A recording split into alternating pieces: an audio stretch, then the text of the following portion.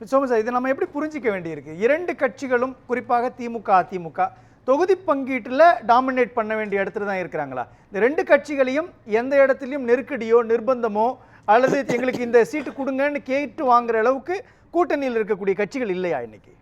நல்ல விஷயம். அதுக்கு முன்னாடி ஒரு விஷயத்தில் பாராட்டணும். இப்போ சார் விஜய்னு ஞாபகம் வருது.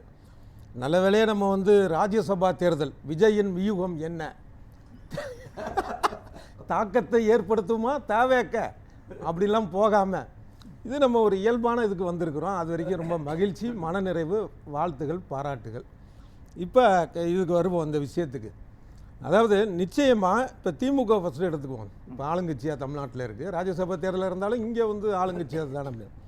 இப்போ இவங்களுக்கு நிச்சயமாக இது ஒரு அக்னி பரீட்சை மாதிரி தான். இப்போ 4 சீட்டு இருந்தால் கூட பார்த்தீங்கன்னா ஒரு எம்எல்ஏ ஒரு எம்பிக்கு 34 சீட்டுங்கிறாங்க. இப்போ ஒரு 5 எம்பி இது அது எம்எல்ஏ காலியாக இருக்குது. ஸோ 33 சம்திங் வருது, 33.7 என்னமோ வருது, 34 வைங்க.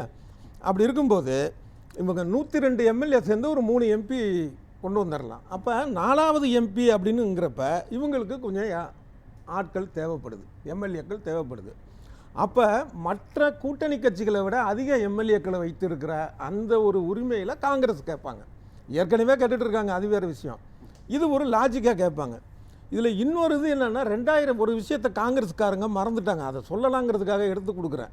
இப்போ 2006 நாங்கள் தியாகம் பண்ணோம் நாங்கள் அப்படிலாம் தியாகம் கிடையாது. அதை பற்றி நம்ம பேசியிருக்கிறோம். ஆனால் உண்மையிலேயே ஒரு தியாகம் என்னென்னா 2013 ராஜ்யசபா தேர்தல் நடந்தப்போ திமுக சார்பாக கனிமொழி போட்டிக்கிட்டாங்க. அப்போ தான் அவங்க இந்த 2G ஊழல் வழக்கில் சிறைக்கு போயிட்டு வந்திருக்கிறாங்க. அப்போ அதில் வெற்றி பெறுவது அவங்களுடைய அரசியல் ரீதியான ஒரு பயணத்துக்கு ரொம்ப முக்கியமான ஒரு தேர்தல். அப்போ என்ன பண்ணிட்டாங்க, தேமுதிக விஜயகாந்த் மேலே அதிருப்தியாக இருந்த எம்எல்ஏக்கள் 7 பேரை இவங்களுக்கு போட வச்சாங்க. மொத்தம் 29 எம்எல்ஏ அவருக்கு இருந்ததில் 7 பேர் இது பண்ணாங்க. அப்போ அது அப்படியும் பத்தலை. அப்போ காங்கிரஸ் அப்போ கூட்டணியிலே இல்லை. அப்படியும் 5 எம்எல்ஏக்கள் கனிமொழிக்கு ஓட்டு போட்டு அவங்கள எம்பி ஆக்குனாங்க. அதனால் இப்போ அதை சொல்லி கூட இவங்க கேட்கலாம். நாங்கள் அப்போ உங்களுக்கு கூட்டணியில் இல்லாதப்போ கூட நீங்கள் கேட்டீங்களே அப்படின்னு சொல்லி நாங்கள் இப்போ அந்த 4 சீட்டில் வைக்க சொல்கிறீங்க நீங்கள். இந்த 4ல் ஒரு சீட்டு இப்போ அதை கொடுக்க மாட்டாங்க. ஆட்சியில் பங்கும் இல்லைன்றது நிலைப்பாடாயிடுச்சு இல்லையா? இப்போ அப்படி இருக்கிறப்ப காங்கிரஸ் கட்சிக்கு ஏன் கொடுக்கணும் அப்படின்ற ஒரு கேள்வி வரும். இல்லை என்னன்னா, இப்போ இவங்க ஏற்கனவே நாங்கள் எம்எல்ஏ சீட்டு 63 நின்னோம், 41 நின்னோம், இப்போ 25 ஆகிடுச்சு. நீங்கள் தானே சொன்னீங்க அடுத்த தேர்தலில் அதிகமாக தரேன்ட்டு அப்படின்ட்டு ஒரு முரண்டு பிடிச்சிட்டு இருக்கிறாங்க. இவங்களுக்கு இந்த எம்எல்ஏ சீட்டுகளை அதிகரிச்சோன்னா இப்போ வேறு எதுவும் கட்சி வந்தாலும், உதாரணமாக சொல்கிறேன், ஒரு தேமுதிகவோ ஏதோ வந்தாலும் கூட எம்எல்ஏ சீட்டுக்கு பிரச்சனை இருக்குது. அப்படிங்கிறப்ப போன தடவை கொடுத்த அந்த 25 வச்சுக்கல, இன்னும் ஒரு சீட்டு 2 சீட்டு 27 வச்சுக்க, ஒரு எம்பி சீட்டு அப்படின்னா. அப்போ இவங்களும் நான் சொன்ன மாதிரி இந்த 2013 கதையை சொல்லி கூட இவங்க கேட்கலாம். சரி, அப்போ எங்களுக்கு ஒரு எம்பி சீட்டு கொடுத்துருங்க. இப்போ 2013 கனிமொழிக்காக நாங்கள் ஓட்டு போட்டோம். வேறு கூட்டணி கூட்டணியில் இல்லை, அதை மீறி போட்டு அவங்கள எம்பி ஆக்கணும். அதனால் நான் இங்கே இது மாதிரி பண்ணுங்களேன் அப்படின்னு சொல்லி கேட்குறதுக்கு ஒரு வாய்ப்பு இருக்குது. ஆனால் கேட்பாங்களா? நிச்சயம் கேட்பாங்க. எப்படி சொல்கிறீங்க அவ்வளோ உறுதியாக? இல்லை, அவங்க அந்த எம்பி சீட்டில் ரொம்ப அதாவது ஆட்சியில் பங்கு அப்படிங்கிற ஒரு விஷயத்தில் கூட அவங்க முழுமையாக பின்வாங்கிட்டாங்க அப்படின்னு சொல்ல முடியாது. இப்போ அந்த இவர் கேசி வேணுகோபாலுடைய பேட்டி முழுக்க படித்து பார்த்தா தான் கூட்டணி பற்றி பேசினால் கட்சி நடவடிக்கை எடுக்கணும்னு தலைப்பு போட்டதெல்லாம் தப்பாக இருக்குது. அதாவது எந்த ஒரு விஷயமும் பேச வேணாம் தான் அவர் சொல்லியிருக்கிறாரு. அவருடைய துணி நம்ம தமிழ் பத்திரிகைகளில் ஊடகங்களில் வந்ததை பார்க்குறப்ப என்ன இருந்தது அப்படின்னா, அப்போ கூட்டணி ஆட்சி வேண்டான்ட்டு காங்கிரஸ் நினைக்குது, அதோடைய வெளிப்பாடை தான் அவர் சொல்லியிருக்கிறார். இப்படி புரிஞ்சுக்க வேணாம், எந்த வகையிலும் நெருக்கடி கொடுப்பதற்கு தயாராக இருக்கிறது காங்கிரஸ் அப்படின்னு புரிஞ்சுக்க வேண்டியதா? அவங்களுக்கு தேவை ஒன்று ஆட்சியில் அதிகாரத்தில் பங்கு, அப்படி இல்லைன்னா எம்பி சீட்டு. அந்த கட்டத்தை நோக்கி நகருவாங்களா? அது கேட்பாங்கல்ல. அதாவது இதில் நெருக்கடி அப்படிங்கிறதுலாம் இல்லை, அப்படி இல்லைங்க. வல்லான்னு வகுத்ததே வாய்ப்பு கிடைச்சிச்சுன்னா அரசியலில் எல்லாருமே என்ன பசி மிகுந்த மிருகம். அந்த நேரத்தில் இங்கே நீதி நியாயம் பழைய கதை புதிய கதை அப்படிங்கிறதுலாம் அது கிடையாது. அது ஒரு மிருகம். அந்த நேரத்தில் பசிக்குதுன்னா அதை போய் நீங்கள் தப்புன்னு சொல்லவும் முடியாது. பசிக்குது, அது அடிக்குது, அவ்வளோதான். அப்படின்னா இப்போ காங்கிரஸ் மிருகத்துக்கு நீங்கள் ஆட்சியில் அதிகாரத்தில் பங்குன்றது எம்பி சீட்டோட பெரிய பசியாச்சு. அது அப்போ இதை போட்டு எப்படி நீங்கள் அதை சரி பண்ணுவீங்க? பிரச்சனை வேண்டான்னு நினச்சிருக்கலாம். இப்போ இவ்வளோ தூரம் பிரச்சனையாவது அவங்க அதில் உறுதியாக இருக்கிறாங்க. திமுக தலைவர் முதலமைச்சர் மு.க. ஸ்டாலினை சொல்லிட்டாரு. அப்படிங்கிறப்ப இது அந்த இது வேண்டாம், நம்ம அடுத்த கட்டத்துக்கு வருவோம். அதாவது எப்படின்னா எம்பி சீட்டு கொடுங்க, அதே மாதிரி போதிய மேயர் பதவிகள் கொடுங்க, உள்ளாட்சியில் எம்எல்ஏ சீட்டு கொடுங்க, அந்த மாதிரி அவங்க வரலாம். அதற்காக இதை கேட்கறதுக்கான இல்ல அங்கதான் சார் சிக்கல். ஒண்ணு ஆட்சியில் அதிகாரத்தில் பங்குன்றது ஏறக்குறைய திமுக முடிச்சு வச்சுட்டு டாபிக், அதை திரும்ப ஓபன் பண்றது வந்து காங்கிரஸ் கட்சிக்கு தான் நெருக்கடி. ரெண்டாவது விஷயம் நான் சொல்றது அதை ஓபன் பண்ணுவாங்கன்னு சொல்லி இல்ல, அது முடிஞ்சிச்சுன்றேன் நான். இப்ப முதலமைச்சர் ஸ்டாலினே அதுல சொல்லிட்டாரு, ஆட்சியில் அதிகாரத்தில் பங்கு தமிழ்நாட்டுக்கு ஒத்து வராது அப்படின்னு சொல்லிட்டாருன்றப்போ அதுக்கப்புறம் அதை நீங்க ஓபன் பண்ண முடியாதுன்றது திமுகவோட நிலைப்பாடு இல்லையா? இல்ல அதை வந்து அவங்க இன்னும் மூடவே இல்லைங்கிறேன் நான். ஓ, யாரு? காங்கிரஸ் தரப்புல. ஆனா திமுக மூடிடுச்சு. அதை திமுக மூடிடுச்சு. அப்ப என்ன பண்ணிட்டு முடியும் காங்கிரஸ்? அதை ஒரு இஷ்யூ தானே ஆக்கிட்டு இருக்காங்க. இப்ப அந்த பிரச்சனை வந்து ரெண்டு தரப்புலையும் பேசி முடிவு பண்ணி இன்னமும் எங்களுக்கு கூட்டணி ஆட்சியில் எங்களுக்கு வந்து அது விருப்பம் இல்லை அப்படிங்கிற வார்த்தை வரலையே, இப்போ வரைக்கும் வரல. அப்படிங்கிறப்ப அது அவங்களுக்கான உரிய இல்ல சார். என்னுடைய கேள்வி என்னன்னா, நீங்க சொல்ற மாதிரி ஆட்சியில் அதிகாரத்தில் பங்கு அப்படின்றது இப்பொழுதைக்கு மூடப்பட்டிருக்குது. ரெண்டாவது விஷயம், எம்பி பதவி, மாநிலங்களவைக்கான உறுப்பு, அதை கேட்கறதுக்கான இடத்து காங்கிரஸ் கட்சிக்கு இருக்குதான்னு. மூன்றாவது, கடந்த அவங்களுடைய பாயிண்ட் ஆஃப் என்னன்னா, 4வது இடத்துக்கு தேவையான எம்எல்ஏ இவங்கள்ட்ட கிடையாது திமுக. அப்ப அதுக்கு வந்து இவங்களுடைய 18 பேர்னா அந்த கூட்டணி கட்சியில அதிக எம்எல்ஏக்கள் உள்ளது வந்து காங்கிரஸ். அந்த ஒரு அடிப்படையில் அவங்க கேட்கறதுக்கான ஒரு விஷயம் இருக்கும்ல. அதிமுக தானே அதுக்கு அடுத்த எம்எல்ஏ அதிகம், அதனால அவங்களுக்கு கொடுக்க வாய்ப்பு இருக்கா? யார் திமுகவுல இருந்து அதிமுக கொடுப்பாங்களா சார்? திமுக கூட்டணியில திமுக அடுத்தது காங்கிரஸ் தானே அதிக இடத்தோட இருக்கு, 17 எம்எல்ஏக்கள். நான் சொல்றேன், நீங்க சொல்றது புரியலையே எனக்கு. அண்ணா திமுகவுக்கு தானே அடுத்து இது அதிகம் சட்டமன்ற உறுப்பினர், ஆனா அங்க கொடுக்க மாட்டாங்க. அண்ணா திமுக ரெண்டு அவர் டிஸ்பியூட் பண்ணல. அண்ணா திமுக பத்தியே நான் வரல. நான் இல்ல அக்னி சார் என்ன சொல்றாரு, அதிமுக வந்து அதிமுக கொடுப்பான்னு கேக்குறீங்களா? அவங்க என்ன சொல்றாங்க, காங்கிரஸ் கட்சியை விட அதிகமான எம்எல்ஏக்கள் அதிமுகவுக்கு தானே இருக்கிறாங்க, அப்ப அதிமுக கொடுக்கலாமே ஒரு சீட். அதிமுக கூட்டணிக்கு நான் அடுத்தது தான் வரணும். ஒருவேளை கூட்டணி வச்சா கொடுப்பாங்க சார். இல்ல நாளைக்கு நடக்கலாம், திராவிட கட்சிகள் ஒண்ணு சேர அரசியல் எதெல்லாம் நடக்கலாம் தெரியல நமக்கு. நடக்கட்டுமே, புதுசா நடக்கட்டுமே, நாடு நல்லா இருக்கட்டுமே நினைக்கிறோம். அதனால திமுக கூட்டணியை பொறுத்த அளவுல இப்போ வந்து இந்த 4வது இடத்துக்கு வந்து காங்கிரஸ் கேட்பதற்கான வாய்ப்பு உண்டு. ஏன்னா அதை நீங்க கூட்டணி கட்சியை வச்சு தானே அதை நீங்க ஜெயிக்க போறீங்க. அப்ப அதுக்கு எங்களுக்கு கொடுங்க, நாங்க வந்து எம்எல்ஏ சீட்டுகளை கூட கொஞ்சம் நாங்க முன்ன பின்ன அனுசரிக்கிறோம் சொல்றதுக்கான ஒரு வாய்ப்பு அது உண்டு. அதனால சட்டமன்ற தேர்தலுக்கும் இதுக்கும் ஆக்சுவலாக வந்து இதுக்கு தொடர்பு இருக்கக்கூடாதுன்னு தான் சொல்கிறாங்க அரசு விமர்சகர்கள். இந்த மாதிரி இதெல்லாம் இது வேறு அது வேறு அப்படின்னு. ஆனால் இங்கே எல்லாமே கலந்து தான் இருக்குது அப்படிங்கிறது தான் ஒரு யதார்த்தமான உண்மையான ஒரு விஷயமா இருக்குது. அதனால் இதுதான் திமுகவுடைய நிலைமை. இப்போ தொகுதி பங்கீடு விஷயத்தில் காங்கிரஸ் கட்சி என்ன ஸ்டாண்ட் எடுக்கும், அல்லது விசிகா என்ன ஸ்டாண்ட் எடுக்கும், இடதுசாரிகள் என்ன ஸ்டாண்ட் எடுப்பாங்க, அந்த ஸ்டாண்டு திமுகவுக்கு எப்படி ரிஃப்ளெக்ட் ஆகும் திமுகவுக்குள்ள? அதுக்கு 2021 பார்த்தோங்க. அது எந்த ஸ்டாண்டுன்னா ஒரே ஸ்டாண்டு தான் நமக்கு வந்து அதிக இடம் வேணுங்கிறது தான் கூட்டணி கட்சிகளுடைய நிலைப்பாடாக இருக்கும் எப்பயும் அதுதான். ஆனால் அதை கொடுப்பாங்களா இல்லையாங்கிறது தான் கேள்வி. ஏன்னா இருக்கிறதுல பெரிய கட்சி திமுக 2021 தரலை. கருணாநிதி காலத்தில் இருந்த திமுகங்கிறது வேற. அப்பயே வந்து சில கூட்டணி கட்சிகளுக்கெல்லாம் வந்து மனக்குமுறல் உண்டு. விடுதலை சிறுத்தைகள் ஒரு திருமாவளவன் கூட கருணாநிதியை ரொம்ப கடுமையாக எல்லாம் பேசுனதெல்லாம் கடந்த கால வரலாறு அதெல்லாம் உண்டு.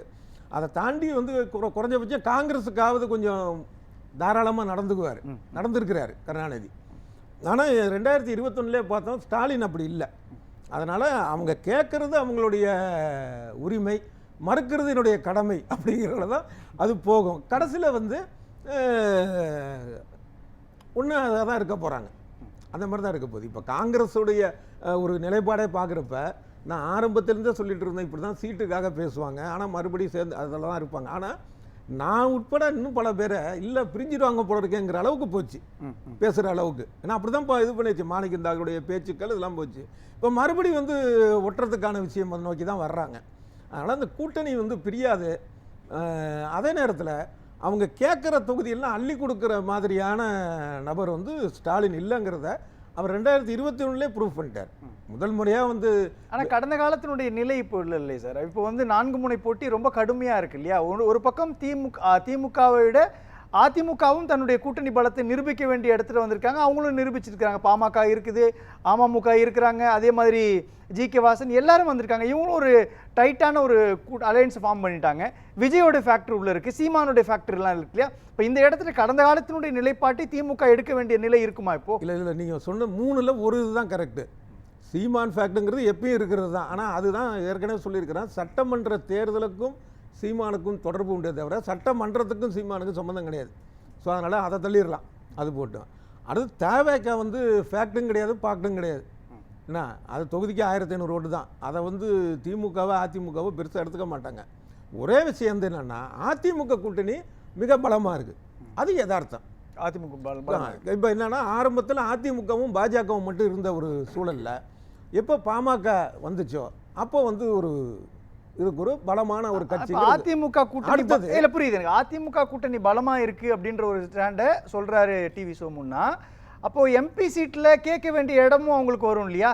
அதே இடத்துட்டு வந்து ஜி கே வாசனும் வந்து நிப்பாரு, பாட்டாளி மக்கள் கட்சியினுடைய அன்புமணி ராமதாஸ் நிப்பார் இல்லையா? அப்ப அந்த இடத்துல நெருக்கடி தான் அதிகமாகும். இப்போ அக்னிசரன் சார் சொல்ற அந்த ஸ்டாண்ட் வந்து கொஞ்சம் டவுட்ஃபுல்லா மாறுது இல்லையா? இல்லை அதில் வந்து பார்த்தீங்கன்னா எனக்கு தோன்ற ஒரு விஷயம் வந்து என்ன அப்படின்னா இப்போ ஜிகே வாசனுக்கு விருப்பம் இருக்கும் இல்லைன்னு சொல்லவில்லை, அது மாதிரி அன்புமணிக்கு விருப்பம் இருக்கும் இல்லைன்னு சொல்ல. ஆனால் அதிமுகவை பொறுத்த அளவில் அவங்க என்ன முடிவு பண்ணுவாங்கன்னு நான் நினைக்கிறேன் அப்படின்னா 2 சீட்டில் ஒரு சீட்டு அதிமுக ஒரு சீட்டு அன்புமணிக்குன்னு கொடுப்பாங்கங்கிறது தான் என்னுடைய ஒரு கணிப்பு. என்ன காரணம், ஜிகே வாசனுக்கான ஒரு வாக்கு சதவீதம் என்னங்கிறது நமக்கு தெரியும். இப்போ அதே மாதிரி பாமகவுக்கு என்ன வாக்கு சதவீதங்கிறது தெரியும். இதில் தவிர அதிமுகவுக்கு இன்னொரு வழியும் இருக்குது. 2028 மறுபடி தமிழ்நாட்டில் 6 ராஜ்யசபா சீட்டு காலியாகுது. அப்போ வந்து உங்களுடைய குறைகள் போக்கப்படும். இப்போ கமலுக்கு வந்து திமுகவில் சொல்லலையா சட்டமன்ற தேர்தலில் வந்து பொறுத்துருங்க அடுத்த வரக்கூடிய ராஜ்யசபா இதில் தர்றோம் அப்படின்னு அதே மாதிரி கொடுத்தாங்கல்ல. அது மாதிரி இப்போ 2026 அப்புறம் 2028 6 சீட்டு காலியாகுது தமிழ்நாட்டில்.